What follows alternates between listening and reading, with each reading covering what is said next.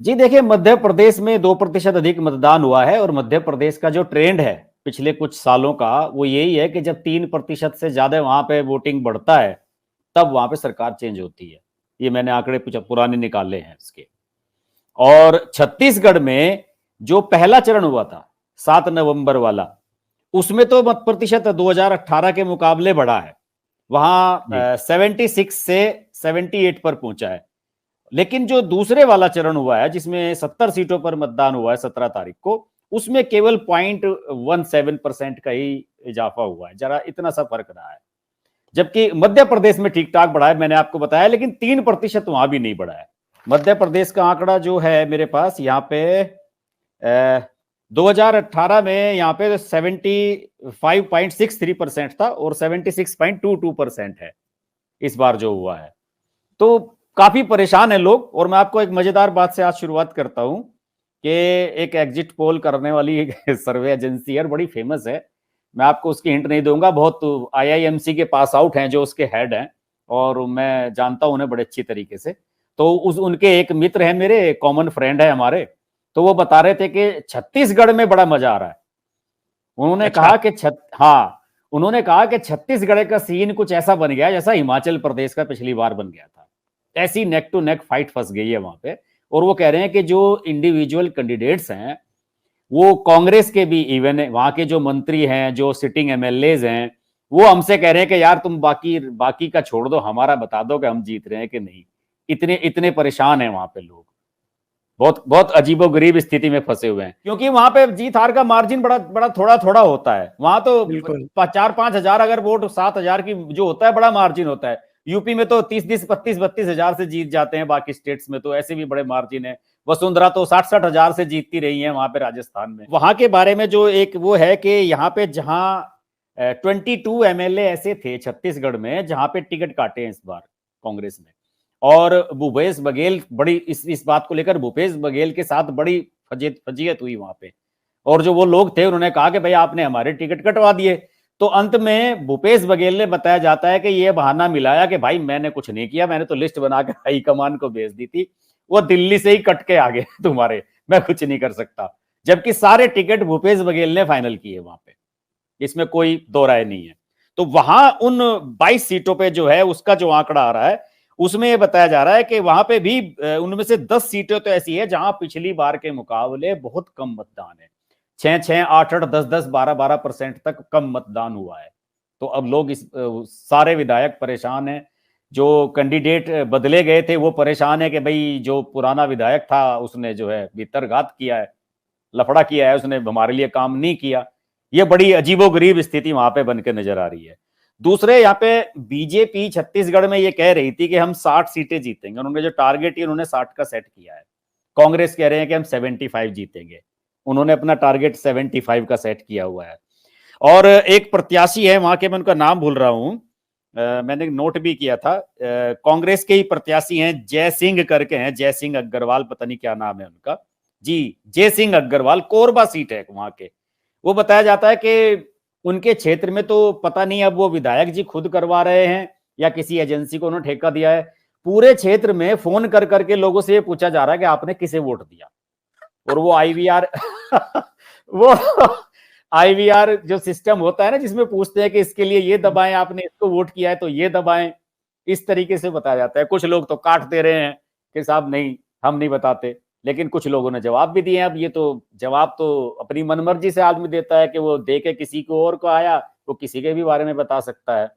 तो छत्तीसगढ़ में बड़ा पेचीदा मामला है। और एग्जिट पोल वाले कह रहे हैं, सर्वे एजेंसी वाले, कि अगर हम चाहें तो 30 तारीख को आएगा ना एग्जिट पोल, वो कह रहे हैं कि अभी जी। हम चाहें तो हमारे पास कई करोड़ रुपए की ऑफर है कि अगर हम डाटा अपना सेल कर दें या अभी आउट कर दें तो कई कैंडिडेट ऐसे हैं कि मुंह मांगी रकम देने के लिए तैयार बैठे हुए हैं कि भाई हमारा बता दो, हमें औरों का मतलब नहीं है, भाई हम जीत रहे हैं कि नहीं।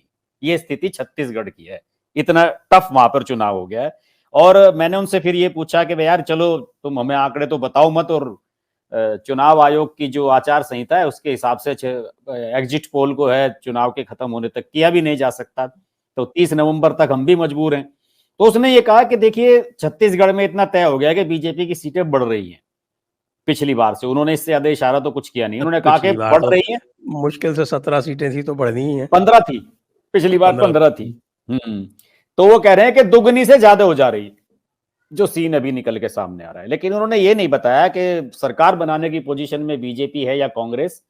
तो उन्होंने कहा कि भाई इतना सब हमारे लिए छोड़ दो तुम, बाकी हम अपना अभी कुछ दो तीन चक्र का हमारा सर्वे बाकी है, अभी हम उसको कर रहे हैं। और दूसरा, मैंने आपको जैसे कि मध्य प्रदेश के बारे में बताया कि वहां पर जो ट्रेंड कहता है, पुराना रिकॉर्ड जो मेरे पास है उसमें मैंने देखा था कि हर बार 2 से 3% मतदान वहां लगातार बढ़ रहा है 2003 के बाद से। जब से लगातार बीजेपी की सरकार चली रही है, आपको तो पता ही है कि पिछली बार ही ऐसा हुआ था मामला गड़बड़ कि कांग्रेस की सरकार आ गई थी। तो वहां पे एक फैक्टर ये बनता है कि अगर मतदान 3% से ऊपर बढ़ता है पिछली बार के मुकाबले, तो वहां पे सरकार बदलती है, वरना नहीं बदलती। वहां का तो फैक्टर ये बता रहा है।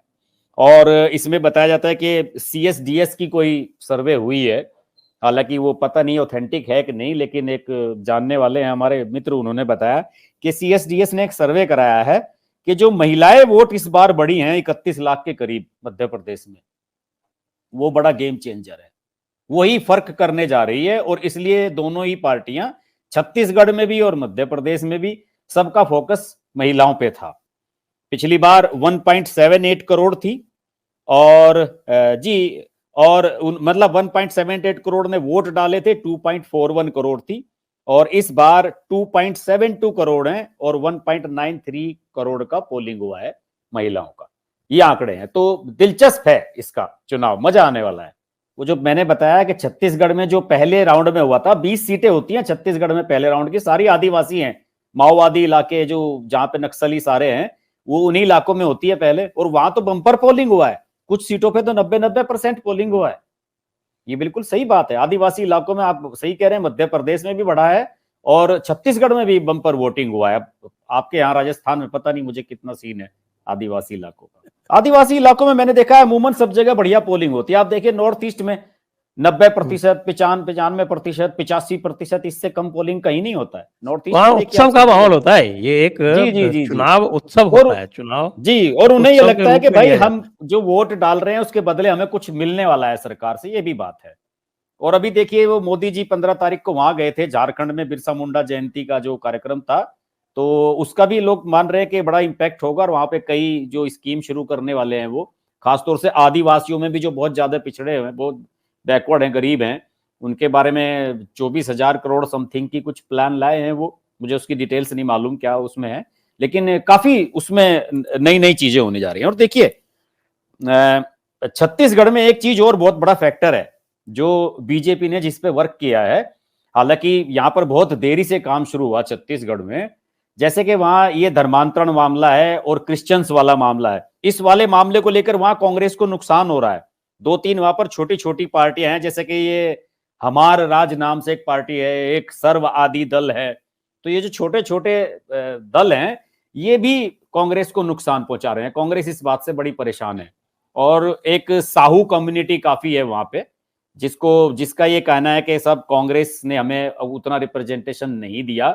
आपको पता ही होगा कि ईश्वर साहू की हत्या कर दी गई थी, उसके फादर को टिकट दिया है भुवनेश्वर साहू को, और जो वहां के मंत्री हैं, कृषि मंत्री, उनके सामने टिकट दिया है बीजेपी ने। तो बीजेपी ने इस तरीके से यहाँ चीजों को बाद में जो कहते हैं ना कि थोड़ा सा डैमेज कंट्रोल जो देर से शुरुआत की, उसकी कोशिश बाद में भरपाई करने की कोशिश की। और आपको याद होगा कि अमित शाह जब गए थे वहां पे, अभी छत्तीसगढ़ में एक सभा थी उनकी, पहले चरण के समय की शायद ये बात है, जब उस समय वोटिंग हुआ नहीं था, तो चुनाव आयोग में गए थे ये कांग्रेस वाले अमित शाह के खिलाफ, कि इन्होंने वो जो ईश्वर साहू वाला मामला उठाया था कि साहब ये सांप्रदायिक दंग उसमें मारा गया था और यहाँ पर तुष्टीकरण का मामला चल रहा है। तो इन्होंने अपील की थी, रणदीप सुरजेवाला और ये अभिषेक मनु सिंघवी चुनाव आयोग में गए थे कि अमित शाह को प्रचार से बैन किया जाए, छत्तीसगढ़ में आने न दिया जाए, ये भी कहा था इन्होंने उस समय। तो छत्तीसगढ़ में कांग्रेस की हवा खराब है, जो चीजें अभी सामने आ रही हैं। कमलनाथ की कैंपेन ठीक रही है, उनकी सीट सेफ है, जो बताया जा रहा है आंकड़ों के हिसाब से, वो बताया जा रहा है कि ठीक ठाक है उनकी पोजीशन वहां पे। और आंकड़ों का तो काफी कुछ चल ही रहा है, मतदान प्रतिशत कितनी बार कितना बढ़ा है, जो ये मैंने आपको शुरुआत में बताया था कि जब 3% से ज्यादा बढ़ता है तब वहां सरकार बदलती है। ये आंकड़ा कोई मैं पिछले 5-7 साल 10 साल का नहीं बता रहा हूँ, 48 के बाद से जो आंकड़े हैं उनका जो एनालिसिस किया गया है उस आधार पर ये चीजें निकलकर सामने आई है। और जो लोग कह रहे थे कि शिवराज सिंह चौहान के खिलाफ एंटी इनकम्बेंसी है, एंटी इनकम्बेंसी वाली बात तो किसी ने नहीं कही, कोई नहीं स्वीकार रहा कि एंटी इनकम्बेंसी है, ये तो कुछ है नहीं है, ऐसा इसका मामला कोई वहां पे मध्य प्रदेश में तो नजर नहीं आ रहा है। आदिवासियों वाला फैक्टर बहुत महत्वपूर्ण है वहां के बारे में भी। आदिवासियों वाले इलाके में बढ़िया बढ़िया रुझान देखने को मिला है वहां पे, और वहां पे एक आदिवासी बहुल इलाका है सैलाना, वहां पे सबसे ज्यादा मध्य प्रदेश में 90% पोलिंग हुआ है, ये रिपोर्ट भी आई है इसमें। चंबल के क्षेत्र में जैसे वही आपने कहा कि पिछली बार तो 5-7 सीटों पे सिमट के रह गए थे, इस बार बढ़ोतरी पर है। और हालांकि बताते हैं कि नरेंद्र सिंह तोमर और इनका जो चुनाव है थोड़ा सा टफ है, बाकी कोशिश तो इन लोगों ने पूरी की है, सिंधिया ने भी पूरा जोर लगाया है उस इलाके में, क्योंकि सिंधिया को अपना भी चुनाव लड़ना है। ये सब लोग तो कोशिश कर ही रहे हैं उस पूरी बेल्ट में ही, ग्वालियर से और इधर पूरे भिंड मुरैना इस इलाके में पूरी कोशिश की है इन्होंने। मुझे लगता है कैलाश विजयवर्गीय को खत्म करने के लिए लड़ाया गया है। वो तो एक रिपोर्ट में पढ़ रहा था शायद भास्कर में एक रिपोर्ट छपी हुई है कि बड़ा टफ हुआ है वहां पे तो, और बड़ा नीचे भी रहा है परसेंटेज में भी, बहुत हल्का चुनाव रहा, बड़ा ठंडा रहा है वहां पे तो इंदौर 1 बड़ी टफ सीट दी गई थी उनको कि हाँ भाई तुम बहुत टफ नेता हो, जरा ये टफ सीट जीत के दिखाओ। जी जी जी बिल्कुल बिल्कुल, और 2-3 बार एमएलए पहले भी रहे हैं इंदौर से, तो ये तो पिछली बार तो बेटा एमएलए था। हाँ बेटा भी है, उससे पहले ये भी 3 बार एमएलए रहे हैं यहाँ से, इंदौर से पार्षद भी रहे हैं, पार्षद से शुरुआत की थी इन्होंने। तो बेटे का तो टिकट काट ही दिया था, वो तो बैटिंग करने वाले उसमें मामले में कट गया उसका, तो उसने तो हरकत ही ऐसी कर दी थी कि वो तो नाकाबिले बर्दाश्त वाली पोजीशन थी। कैलाश विजयवर्गीय का मुझे लगता है कि ये अंतिम है मामला, और इस बार चुनाव में कई लोगों का लग रहा है कि मुझे अंतिम ही लग रहा है, जैसे कि उधर विजय राजे का मुझे लास्ट लग रहा है, रमन सिंह का भी बिल्कुल लास्ट ही हो जाएगा, पता नहीं जीतेंगे तो भी चीफ मिनिस्टर पता नहीं बनने के चांस हैं या नहीं, कोई संभावना नजर नहीं आ रही उसमें। और यहाँ पे मुझे लग रहा है कि इनकी भी स्थिति ऐसी नजर आ रही है, इनका भी कोई चांस फेयर नहीं नजर आ रहा जीतने का। टफ है मामला, बहुत स्ट्रॉन्ग है वहां पे। शिवराज सिंह चौहान वाली सीट पे तो 84% पता नहीं समथिंग के करीब मतदान हुआ, शायद 80% के आसपास पहुंचा है वहां पे, तो बढ़िया। और नंबर 1 है, जितनी भी मैं देख रहा था हॉट सीट्स हैं वहां की, 20-22 के करीब हॉट सीट थी, सबसे ज्यादा पोलिंग शिवराज सिंह वाली सीट पे हुआ है, बुधनी पे हैवी पोलिंग है वहां पे।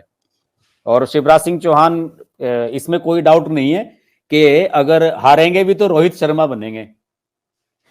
नहीं शिवराज सिंह तो नहीं हार रहे, वो नहीं, मेरा मतलब है कि अगर सरकार नहीं बनती है तो भी उन्हें मतलब ये मानना जाएगा कि चलिए इतनी खराब परफॉर्मेंस नहीं रही, उनका निजी प्रदर्शन बढ़िया है जहां जहां पे वो फोकस कर रहे हैं।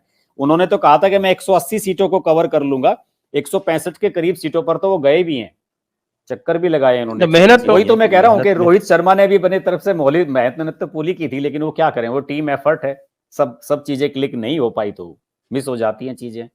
देखिए बुंदेलखंड का तो जो इलाका यूपी में पड़ता है, ये झांसी वगैरह, यहाँ पे भी ये क्लीन स्वीप ही करते हैं, 10 में से 9 सीटें जीत ली, 8 में से 7 सीटें जीत ली, यहाँ तो पूरी बेल्ट ही ऐसी है बीजेपी का, 24 सीटें ही हैं, बहुत ज्यादा है नहीं उसमें। मैं कह रहा हूँ कि यहाँ पे आरएसएस वालों की शाखाओं का बड़ा प्रभाव है, यहाँ के जितने भी कॉलेज हैं, इंटर कॉलेज हैं, डिग्री कॉलेज हैं, उसमें आरएसएस वाले रेगुलर अपने कार्यक्रम कराते हैं, वहां पे सुबह प्रार्थना के समय शाखाएं लगाने का। इस पूरी बेल्ट में मैंने देखा है कि बहुत जबरदस्त प्रभाव है आरएसएस वालों का। देखिए मुझे तो मध्य प्रदेश का शिवराज सिंह चौहान के अलावा और कुछ नजर नहीं आ रहा अभी फिलहाल। अगर जीतते हैं और ठीक ठाक सीटें आ जाती हैं तो शिवराज सिंह चौहान को अवॉइड नहीं कर पाएंगे ये भी, क्योंकि देखिए अब आप बताइए ना कि कहानी तो उल्टी होने लगी है ना। वहां देखिए येदुरप्पा को कैसे हटाया था और आज सारी पार्टी येदुरप्पा को दे दी है, वहां पे उसके बेटे को बना दिया, जो एलओपी है वो भी उनका खासम खास बना दिया। तो चीजें लग रही है कि अब जो फील्डिंग हो रही है वो 2024 के लिए हो रही है। तो मुझे लगता नहीं कि यहाँ कोई ऐसा रिस्क उठाया जाएगा, पता नहीं क्यों। मुझे तो लग रहा है कि शिवराज सिंह चौहान अगर जीत लेते हैं, सीट ठीक ठाक आ जाती हैं, सरकार बनाने की स्थिति में आते हैं बढ़िया मेजोरिटी के साथ, तो शिवराज सिंह चौहान के अलावा कुछ लग नहीं रहा। नरेंद्र सिंह तोमर वगैरह सब लोग जो हैं सब अपने इलाके तक ही सीमित हैं, बाहर कोई पूछ नहीं रहा है उन्हें। जो पूरे स्टेट के जो सर्वप्रिय टाइप के जो लीडर हैं, वो तो सर्वमान्य टाइप के लीडर पार्टी में भी जनता के बीच भी, शिवराज सिंह चौहान का कोई विकल्प नजर नहीं आ रहा है मुझे वहां। देखिए, अब आप ये बताइए कि मध्य प्रदेश में जब पिछली बार 75% के करीब पोलिंग हुआ था, तो उस समय हेडलाइंस मेरे ध्यान है अखबारों में लगी थी कि मतदाताओं ने दिखाया जोश, जोशीला मतदान। और अब की बार तो बढ़ के हो रहा है, 76.22% है। फिर कैसे मान लें कि इस बार क्या जोश ठंडा हो गया? इस बार अब की बार तो वोट परसेंट बढ़ा ही है। तो मेरा तो मानना है कि ऐसा तो कहीं कुछ है नहीं, लोगों को लगता ही है। और देखिए, प्रवृत्ति अलग तरह की होती है। जहां पे हिंसा, लड़ाई झगड़े, फसाद होते हैं, उसको ज्यादा लोग हाईलाइटेड मानते हैं। लेकिन एक वोटर है, आज की प्रवृत्ति है आज के माहौल में कि वोटर जाता है, चुपचाप अपने वोट देकर चले आता है। और इधर इनका तो ये मानना है कि चूंकि महिलाओं का प्रतिशत बहुत ज्यादा बढ़ा है, उस हिसाब से तो महिलाओं को तो एक साइलेंट वोटर होते हैं, चुपचाप गई, शांति से वोट डाल के अपना घर आ गई। तो इसी वजह से थोड़ा सा लगता है कि माहौल ठंडा है, लेकिन ऐसा नहीं, आंकड़े तो ऐसे नहीं बता रहे। अगले दिन तो ये आंकड़ा काफी बढ़ गया था, 77 प्लस हो गया था, 77 78 के आसपास पहुंच गया था, 2% का इजाफा हो गया था। ऐसा कोई ठंडा माहौल है तो नहीं, नजर तो नहीं आ रहा। अभी देखिए, एक रिपोर्ट में पढ़ रहा था कि वहां की छत्तीसगढ़ की, कुछ लोगों ने कहा कि वो छत्तीसगढ़ में सेकंड राउंड में कम पोलिंग हुआ। उनकी वजह, एक एक्सक्यूज ये दिया गया कि साहब छठ की पूजा चल रही है और छठ पूजा की वजह से जो है हुआ। लेकिन फिर जब छठ पूजा की वजह से हुआ तो फिर महिलाओं ने इतने वोट कैसे डाल दिए? छठ की पूजा में तो महिलाएं रहती हैं, महिलाओं का वोट कम होना चाहिए था, महिलाओं का वोट मध्य तो हर प्रदेश सीट का पे जो बढ़ गया। फाइनल आंकड़ा है, लेकिन उसमें जो कह रहे हैं ना कि साहब ये छठ की पूजा का त्योहार था और ये सब चीजें थी, इसका फर्क है नहीं। ये सब कहने की बातें हैं। जिसे वोट डालना होता है वो पहले वोट ही डालता है। और लोग जागरूक हो गए, अब तो हर जगह ही वोट डालने की टेंडेंसी बढ़ी है। ऐसे बहुत कम स्टेट हैं जहां पिछली बार से कम मतदान होता हो, बहुत कम स्टेट मैंने देखे हैं। पिछली बार से 1-2% बढ़ ही जाता है। देखिए, चुनाव आयोग कितनी कोशिशें करता है, कहीं किसी क्रिकेटर को लिया है प्रमोट करने के लिए, फिल्म स्टार को लिया है, बहुत सारी चीजें, सुविधाएं बढ़ा दी गई हैं, बूथ बढ़ा दिए जाते हैं, तो आराम से वोट डल जाता है, आदमी को ज्यादा देर तक लाइन में नहीं लगना पड़ता। ऐसा कोई मौसम, कोई गर्मी का मौसम नहीं था इस समय। छत्तीसगढ़, मध्य प्रदेश दोनों जगह ही प्लीजेंट मौसम है, टेम्परेचर बिल्कुल नॉर्मल है, तो ऐसी भी कोई दिक्कत वाली बात नहीं थी। तो ठंडा बिल्कुल नहीं है और जोश खरोश से हुआ है। लेकिन हाँ, ये जरूर है कि अब जो वोटर है वो वोट डालता है। और अब तो हर चुनाव में ऐसा होने लगा है। आप बताइए ना कि उत्तर प्रदेश में कितने भारी अंतर से जीती बीजेपी, लेकिन वहां भी लोग कह रहे थे कि क्लोज फाइट है, वहां भी कह रहे थे लोग कि स्पष्ट हो नहीं पाता। वो तो एग्जिट पोल जब तक नहीं आ गए तब तक लोगों ने माना ही नहीं कि यहाँ बीजेपी सरकार बना रही है। और एग्जिट पोल से भी ज्यादा सीटें आई थी। एग्जिट पोल वाले तो 225-250 तक सिमट गए थे, वहां 275 पार कर गए थे योगी आदित्यनाथ। और देखिए, इसमें एक राजस्थान के बारे में तो मुझे आपके एक और भी बात बढ़िया लगती है। सचिन पायलट के पास, उसके साथ उम्र है उसकी, उसके पास अभी टाइम है। और सचिन पायलट को ये तो लग ही रहा है कि एक बार वहां कांग्रेस, एक बार बीजेपी। तो सचिन पायलट ने सोच लिया होगा कि अब अशोक गहलोत का तो लास्ट चुनाव है, इस बार हार गए तो फिर तो खत्म ही है, तो फिर मेरा ही नंबर आना है। तो हो सकता है कि ये एक संतोषी प्रवृत्ति उसने अपनाई हो कि यार 5 साल और सब्र कर लिया जाए, जब इतना साल किया है। तो तेलंगाना को तो सबने भगवान भरोसे छोड़ दिया है कि साहब चलने दो, जैसे चल रहा है वहां पे तो वही बीआरएस ही चलेगा। वहां तो बस बीजेपी की एक ही लाइन बीजेपी ने पकड़ लिया कि कांग्रेस नहीं आनी चाहिए, बाकी उन्हें कोई इसमें दिक्कत नहीं नजर आ रही। उछाल भी मारे, लेकिन वो बात ये है ना कि सेकंड लार्जेस्ट पार्टी बनेगी और इससे ज्यादा उछाल क्या मारेगी? सरकार बनाने की पोजीशन में तो मैंने किसी रिपोर्ट में नहीं देखा कि कहीं कांग्रेस आई हो। काफी पीछे रह जा रही है उस मामले में। तो सरकार तो बना ही ले रही है बीआरएस, और बीजेपी का अपना कोई ग्राउंड है नहीं वहां पे। और बीजेपी ने अब एक चीजें और सोच ली है। इनका ये मानना है कि जो विधानसभा के नतीजे हैं वो लोकसभा को ज्यादा प्रभावित करते नहीं है, समीकरण सेट होना चाहिए। और तेलंगाना में हम इस बार भी 4-5 सीटें निकाल लेंगे, इन्हें इसका फिर भी कॉन्फिडेंस है कि हम निकाल लेंगे लोकसभा की। नमस्कार। अगर आपको हमारी वीडियो पसंद आई तो वीडियो को लाइक करें, चैनल को सब्सक्राइब करें और नोटिफिकेशंस के लिए बेल आइकन को प्रेस करें।